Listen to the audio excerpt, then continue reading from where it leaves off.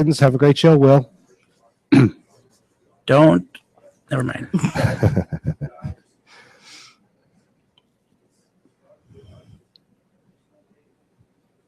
Hey, Will.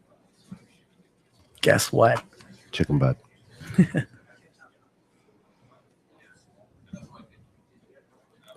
All right, here we go. 5 seconds.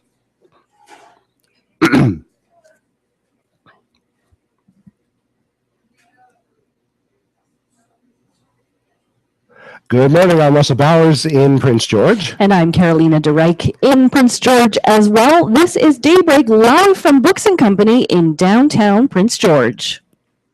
And coming up on the program this morning, as we're live from Books and Company, we will be hearing from City Councilor Murray Krause, and he'll be letting us know what to expect for the 100th anniversary celebrations happening in Prince George today and actually throughout the whole weekend, really. And we'll be talking to historians, musicians, old-timers, and elders about what the city means to them.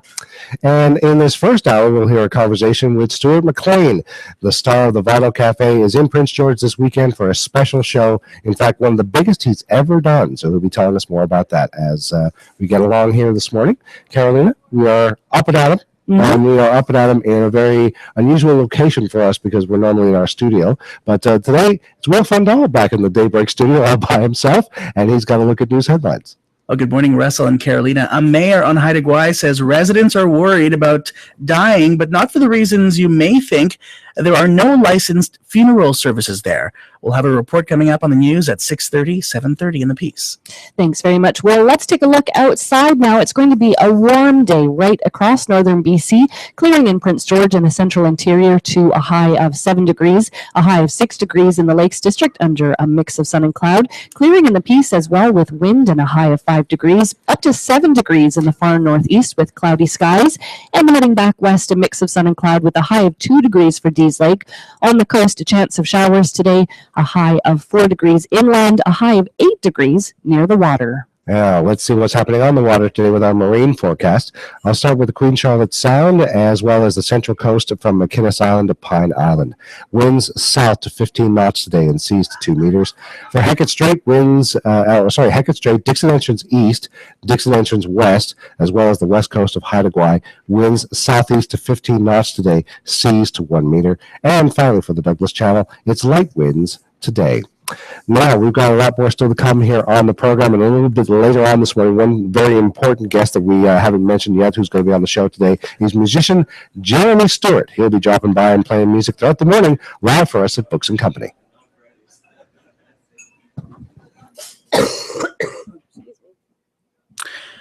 Okay, it sounded good, guys. We only had one little drop off, but okay, it was fine. Just so we're synced up to everything here, Will, I'm just going to do a little count on the clock here just to make sure everything is good and we're seeing the same thing you are back there. So right now the clock is coming up to 6 o'clock and it's at 55, 56, 57, 58, 59, 6 o'clock. Yep, it's perfect timing.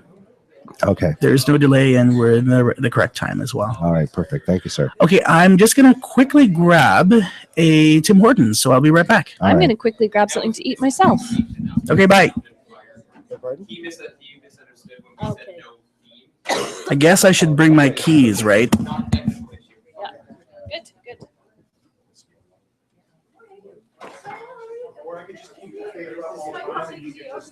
That might be easy.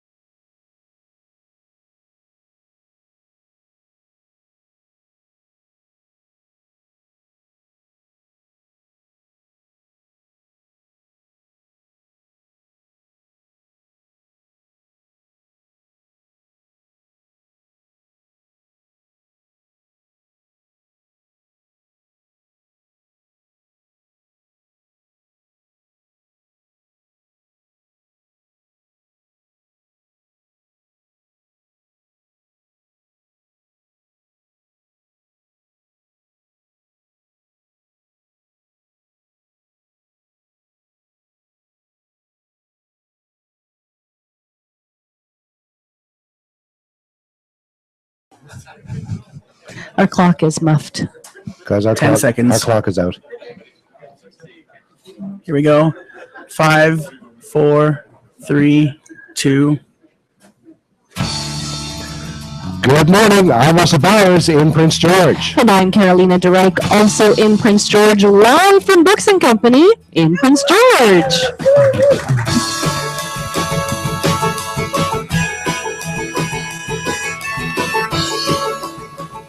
Coming up on the program this morning, we'll be taking a look at the history of Prince George, and we'll be celebrating the 100th anniversary of the city. And he's been a councillor for 16 years and holds seats on many important Prince George committees. We'll find out what Murray Krause loves about this city and what he wants to change at 6:45 Pacific. And one of CBC's biggest stars, Stuart McLean. He's going to be recording an episode of the Vinyl Cafe in Prince George this weekend, and a conversation is coming up with him. Well, what a morning it is so far, Carolina. We've got lots of bodies in through the doors at 6 a.m. And let me see, I've spoken to Malcolm and Hilda already, and Doug is here, and we got a whole host of other friendly faces that I haven't had a chance to meet with. Jeremy Stewart has already strung the guitar a little bit, and so we've got a big show ahead of us. We do, and back in our Prince George studio, Will Fundal. He's got a look at our Daybreak News headlines. Hi, Will. Good morning, Russell and Carolina. The 2015 Canada Winter Games is throwing away hundreds of mattresses athletes slept on in hotels. We'll hear from a mentor for our Prince George Women's Shelter who thinks this is a missed opportunity. So we'll have more on that story coming up at 6:30, 7:30 in the piece. Briefly on the roads, though, winter driving conditions, of course, expect slippery conditions on all northern routes. But I will have a full look at the roads and the waters coming up at the bottom of the hour. Back to you. Thanks so much, Will. Let's take a look outside now. It's going to be another warm day right across northern BC, clearing in Prince George and the central interior to a high of 7 degrees. Right now, it is 0 in Prince George. In the piece, clearing to a high of 5 degrees, 7 degrees for the far northeast today. And on the coast, a chance of showers today, a high of 4 degrees inland, a high of 8 degrees near the water. Right now in Prince Rupert, it is 5 degrees. And we've got lots more still to come here on the program. And just a quick check of what's happening on the highways today. We can tell you that winter driving conditions apply. You can expect some slippery conditions on some of the northern routes. And on the waters, no BC ferry delays or cancellations to tell you about. And a high avalanche risk at the alpine level for the northwest coastal mountains. Considerable avalanche danger at the alpine and tree line for northwest inland mountains today. My name is Judy Polisu, and I'm a high school counselor. You're listening to Daybreak North at 91.5 FM in Prince George.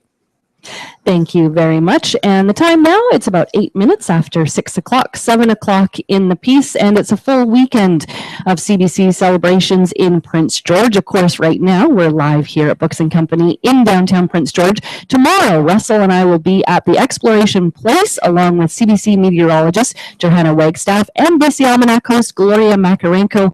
And then on Sunday, Stuart McLean is at the CN Center recording a live episode of his popular series, The Vinyl Cafe. It's a big deal for Prince George. It's a big deal for Stuart. Here is Russell's conversation with him, recorded a little earlier as he was preparing for the show. Once again, it's my pleasure to talk to Stuart McLean. How are you, sir? I am very well. How are you? Not doing too bad. So this is the first time you've been able to put together a show for a special anniversary like this. This is the first time you're rolling into town on we're coming to town this week because we were invited to come for the anniversary, which of course got us thinking about 100 years of Prince George and what that means. And I'll be talking about that on Sunday at the show. I've been thinking about it and reading about it and researching it a little bit, and I'll have a few things to say about Prince George and what it means. I know you like to do some of those very place-specific monologues when you do a live show. What's it like when you do that little extra research, when you do that little work to make sure you know more about the place you're going to? It's very fun. I have a wonderful job. I'm a very lucky person because not only do I get to travel around the country the way I do, but I'm also asked by my job to think about the places I'm in and to connect to them, just to do my homework about them. And where as a tourist, I might just drift in and drift out of a town, because I've got to write a script about it and think about it and talk about it, I have to do that, and it just deepens my connection to a number of places around the country where I've had the opportunity and the responsibility and to do that. So it's I'm kind of lucky. You know, the show has been around a little more than 2 decades. Yeah. And you yourself, I mean, you've had I've been around a little more than 2 decades too. A little more. How much longer do you want to be allowed to have it? You know, Jess Milton, who's a producer, and we talked about that about 5 years ago, 6 years ago. It was in season 15. We always meet at the end of the year somewhere, and we take a week and we just sit and talk about the show, how we're doing, what do we want to do better. And this particular year, she looked at me and says, "Oh, how much longer are we going to keep doing this?" And I don't know. What do you? And she said, "Well, what about year 20? Why don't we stop in year 20?" And I said, "Well, that seems like long enough away." It was 5 years away at the time. And well, we sailed through year 20, and we stopped talking about it when we hit year 20. And I don't know. You know, there's a certain nobility. A certain endurance and running the long race is there's something to be said about that. There's also something to be said about or it's too late. There's something about a life well led. Do I want my whole life to be this, or do I want to have a life where I do other things as well? So I don't know the answers to any of these questions, except I cannot imagine not writing about Dave and Morley and Sam and Stephanie. These are 4 people who I conjured up into existence. And if I stop writing about them, I am ending their existence. And they are my friends now. They're my imaginary friends, but they are in a very odd way that I can't probably put into words, and maybe no one will ever understand except me. It would be a huge emptiness in my life if I didn't have them anymore, and the only way I can have them is by writing about them. So in a way, they keep dragging me along. They keep nudging me awake at night and say, "Don't let us go." You know, it's remarkable what you say about Dave and Morley and the whole family, because one of the things I've noticed about your writing is that there's a remarkable lack of malice in what happens with the dynamic between all these people. You know, no matter how much Dave might annoy the Turlingtons, they'll still give him the car to take care of, and somehow he still manages to mess that up. What do you think that lack of malice in the family and the people that you write about, where does that come from? Is it part of the country or something else? I was going to talk about my mother, but maybe I was going to tell you that my mother is 94 and she just had her leg amputated, and the family got together and made her a book, and I wrote about her in the book, just a little book, like a family book, and one of those computer books you put together, and I wrote about one of the things she taught me is that kindness is important, and that maybe small kindnesses are the most important things, and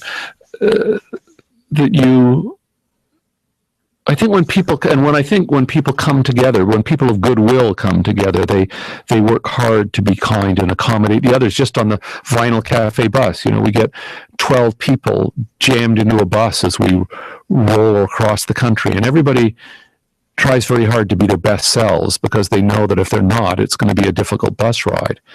So I think just when people come together, we all try to be good to each other. Is that typically Canadian? I suspect people try to be that way everywhere, that people are inherently, I believe that people are inherently good. Is there bad in the world? Yes. But I think, was it Trotsky? Or no, it was Che Guevara who said at the heart of it, revolution is all about love. You know, that even revolutionaries like Guevara speak without squeamishness about love. So I think, you know, is there goodwill and a lack of malice in my stories? Maybe because my characters try their hardest to, it's not like they're not given heavy loads, you know, it's not like Dave hasn't had his and Sam had their share of heavy lifting, but they try their best to be good-spirited about it. And I think we all do to the best of our abilities. Well, you know, we've seen a lot of people showing spirit and putting their best foot forward over the last 2-3 weeks with the Canada Winter Games in Prince George, and people still feeling that sense of festival as we come up to the 100th anniversary of Prince George. Stuart, a lot of people are going to be excited to see you on Sunday, 3 o'clock. It's an afternoon show at the CN Center. This will be the biggest show you've done in Prince George too, right? Be one of the biggest shows we've ever done, actually. Arena, we don't do arena. It's very exciting for us to do the show in arena. I think we've done maybe 3 of them in 21 years. And leaders and pyrotechnics all over the place. No, seriously now, it's a kick for me to do that, to come into an arena and to be, and I'm flattered to be able to be part of the celebration of 100 years of existence of anything. It's no small potatoes. It's something important. It's something to take note of, and I'm glad that I can be there to be there to be part of that, and I can't wait to see and meet the people who are going to join us on Sunday to do that together. Stuart McLean, host of the Vinyl Cafe on CBC Radio. That live show this Sunday at 3 p.m. Tickets available through Ticketmaster. And as always, Stuart McLean will have musical guests Ferris and Jason Romero and Prince George singer-songwriter Raghu Lokanathan. Here he is with Don't Ask Me Why.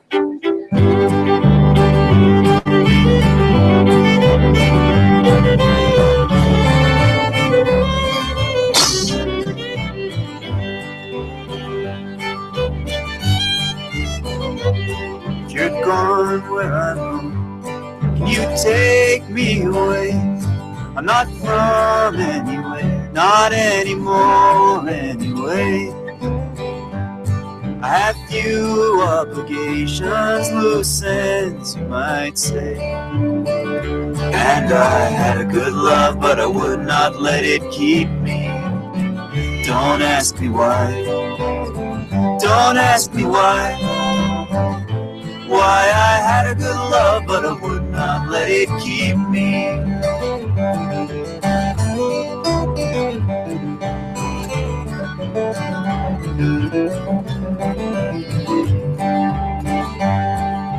Once I had a dream.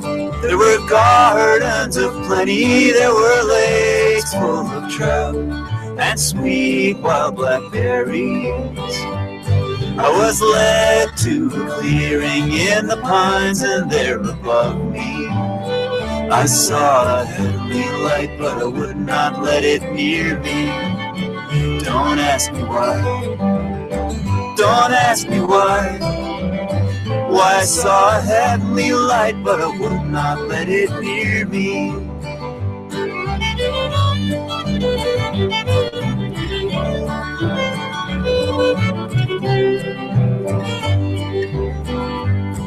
They say there's a house and God lives inside.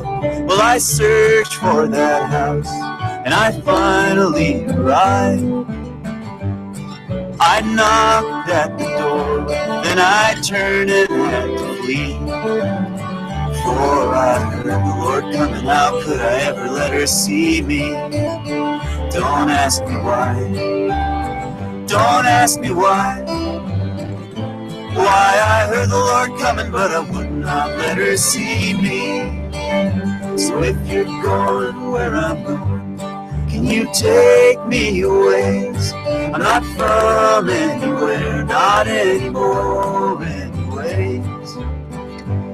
I have few obligations, loose ends you might say. And I had a good love, but I would not let her keep me. Don't ask me why. Don't ask me why. Why I had a good love, but I would not let it keep me. Don't ask me why. Don't ask me why. Why I had a good love, but I would not let it keep me.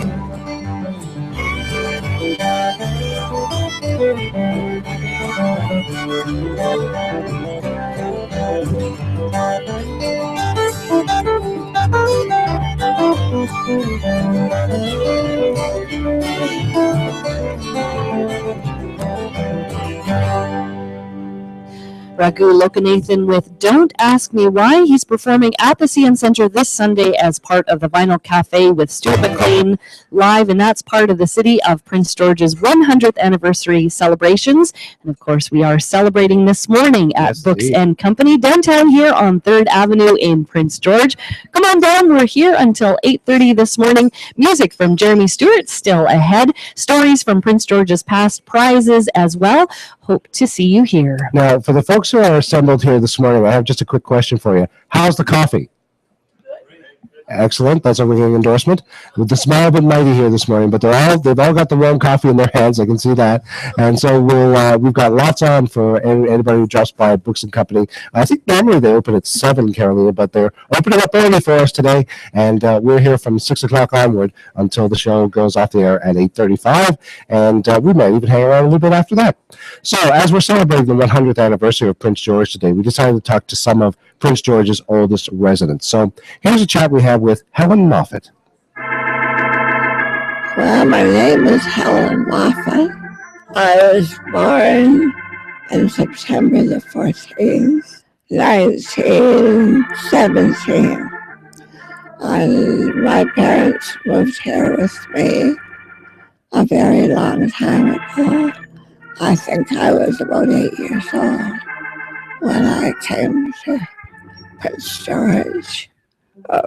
Prince George sponsored a lot of, it was a good community for community-minded people who wanted to participate in any way in winter sports or whatever.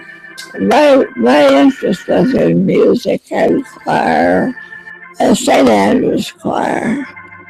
I went there. I went to St. Andrew's Church, and my parents gave me music lessons for a number of years. So it was comfortable for me.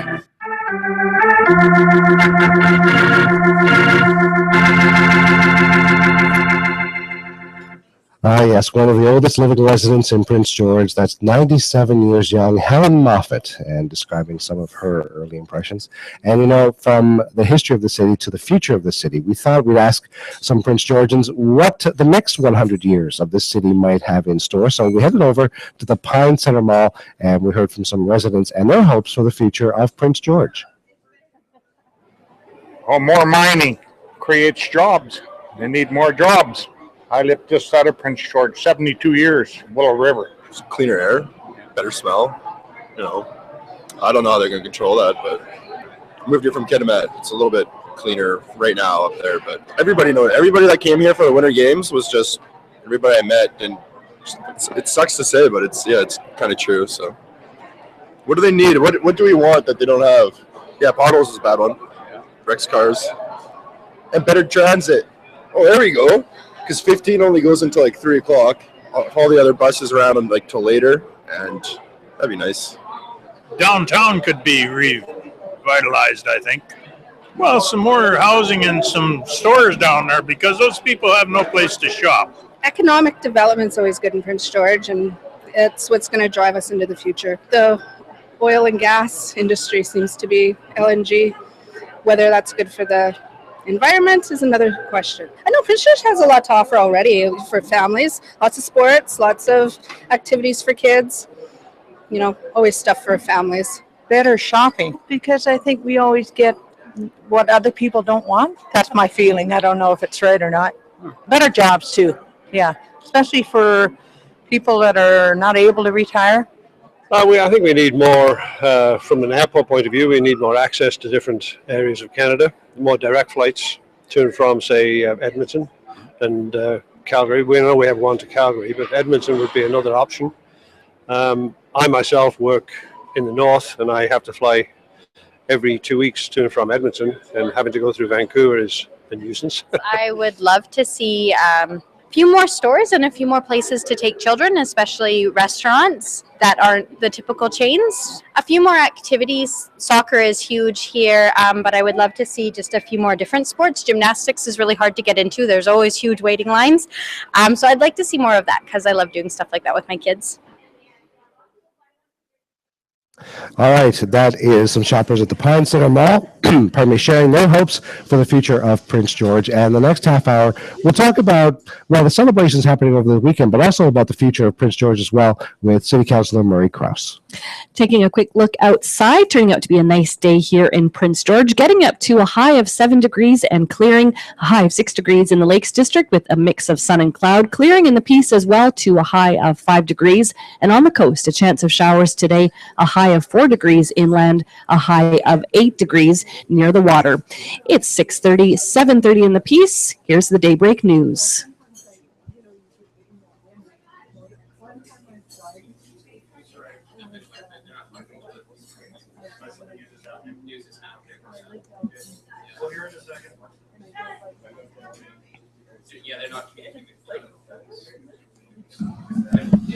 Russell, you took away my clock.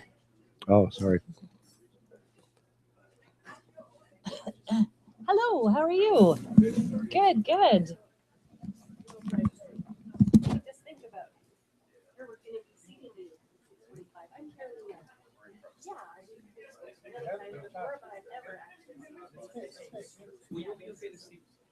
It's not supposed to be that, so you can just grab it. Absolutely.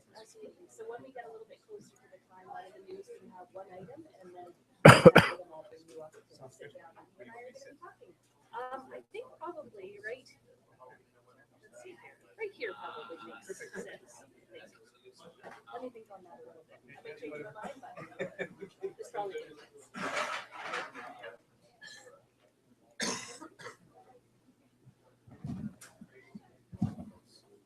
Dorky picture.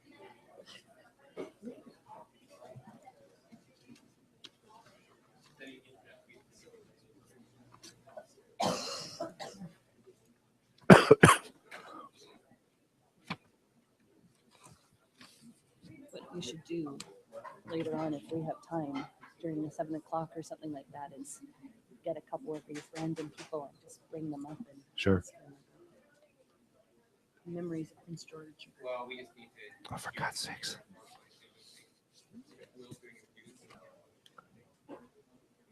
We heard it before.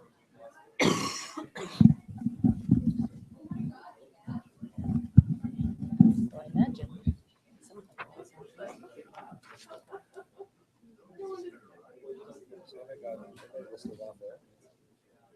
think they are.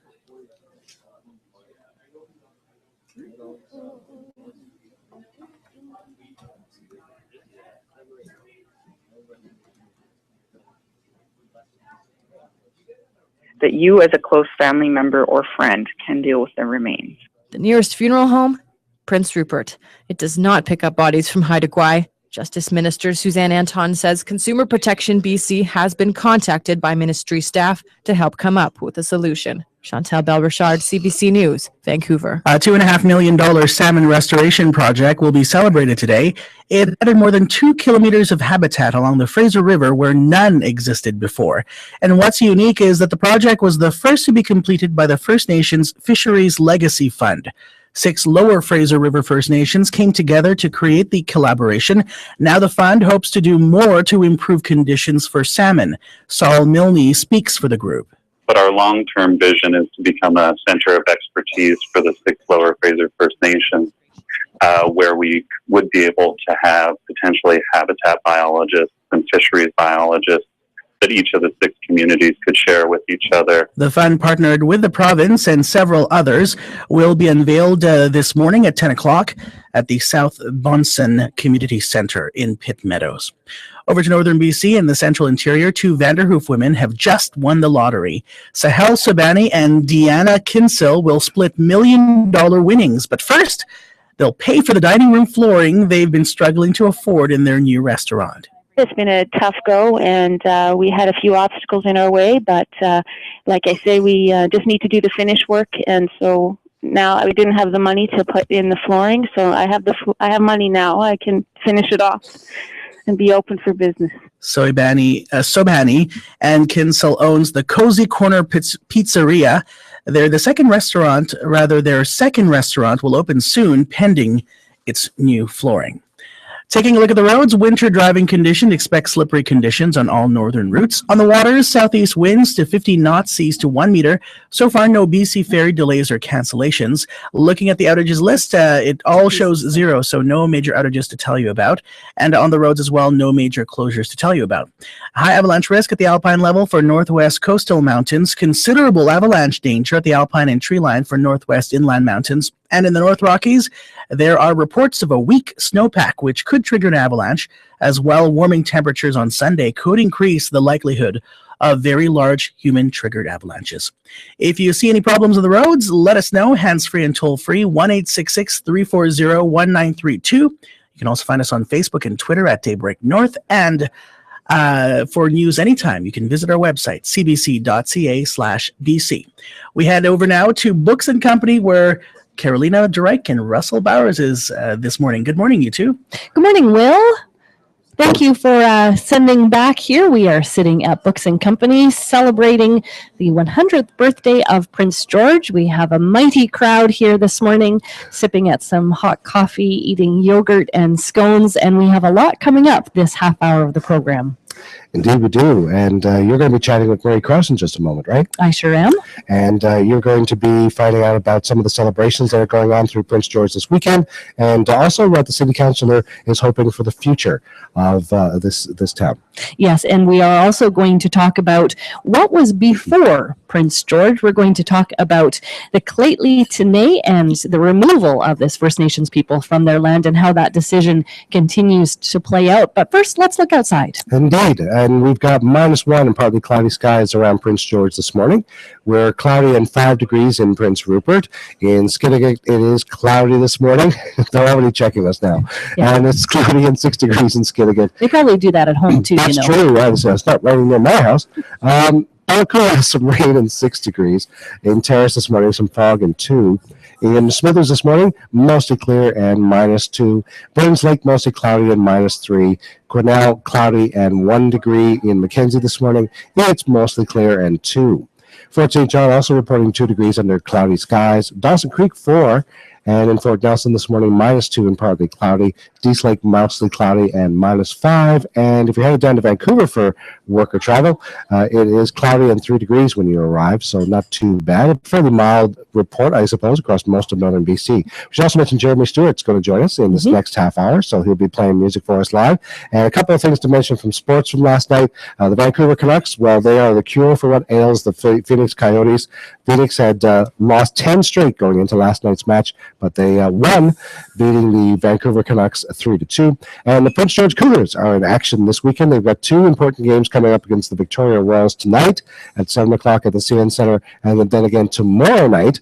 Once again, they play the Royals twice, but tomorrow night's a special family and friends event that they've got going on, as they've got special pricing and incentives on the tickets, and also it's an ALS fundraiser, and it's a special cause close to the heart of the Prince George Cougars, and the 50-50 draw tomorrow night at the CN Centre starts at $25,000. So a lot of people excited for that. So that's a look at what's going on briefly with sports. It is 6:37 and 7:37 in the piece here on CBC Radio 1.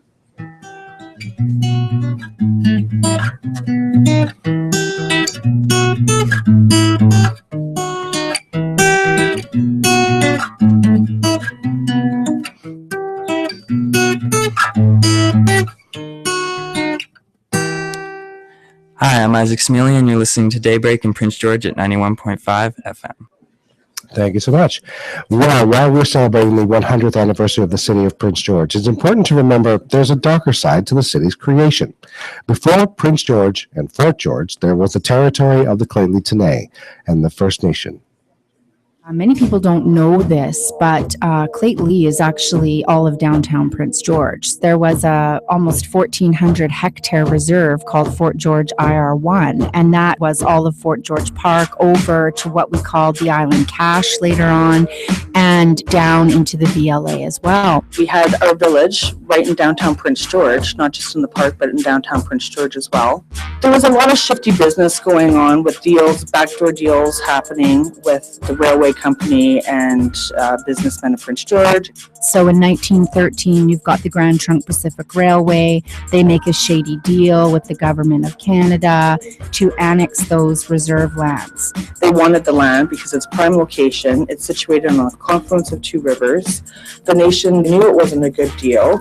So the Indian agent had to revert to basically burning down the village while a lot of our men were out of the village hunting, and they came back to find their village gone and burnt out, and we consider it a forced relocation because you're coming back to nothing. Yeah, the buildings were burned, the places were renamed, the cemetery was bulldozed. We were moved out to what's known as Shelley, and our people suffered through one of the worst winters with absolutely no lodging. Basically, the wipeout of all Indigenous presence at Clayton is what happens. It's a traumatic story. Our people are still dealing with the trauma. Some of the voices of the Clayton Today band member and former councillor Rena Zatorsky, also Lisa Krebs. You heard from her as well. She's a land use planner and a master's in First Nations Studies, whose thesis statement was Reclaiming Clayton towards Indigenous Planning in Prince George. Now, in about an hour, we're going to have a panel discussion on the history of the city, including questions on how to acknowledge the past and move into the future. And in recent years, the city of Prince George and the Clayton Today First Nations have been working together to draw more attention to the city's Indigenous roots.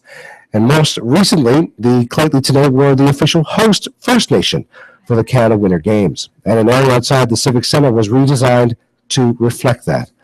Jennifer Anais Pigan is a Clayton band counselor and an artist who helped with that design. We are standing on, is this Canada Games Way? And just at the entrance under the clock tower into Canada Games Plaza. We've got 4 posts that hold up the clock tower, and on those 4 posts we've got 4 pillar wraps. They're vinyl, I believe, and they cover the concrete posts with designs of Clayton Tenay's logo and a welcome to people who enter. You'll also see the 3 of the clans. One has a sub-clan, so there's 4 animals that are in West Coast design that I've done. And the phrases that are around the posts as well, also they're in English, French, and Dakith. It says Tsahunti Wasadeth. It's welcoming people to the territory, so we're glad you have come here. For me, the most exciting part is to see the language being used and posted around town, not just here, but in other places. So within a language, it holds a whole world view. It holds thoughts and ideas and relationships within that language that you can't understand without knowing the language.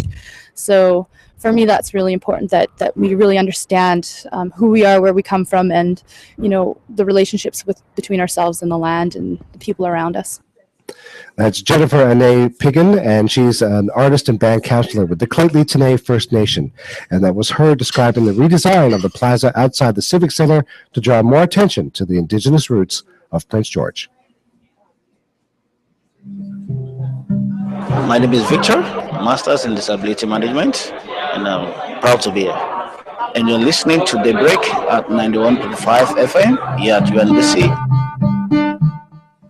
And we are live here at Books and Company in Prince George this morning. Sitting next to me is Murray Krause, born and raised in Prince George, first elected to City Council in 1996 and now serving his 6th term. He's the chair of the Centennial Celebrations Committee as well as the Beyond Homelessness Committee, which is imagining how the city can change in the coming century. Certainly one of the topics we're focusing on through the morning. And Councillor Murray Krause joins me now. Thanks for coming in so early. Murray. Oh, good morning, and thank you for doing this. It's great to have you here. It's been a really big year for Prince George. We're just coming off the Canada Winter Games. Now we're celebrating the centenary. What's the mood been like?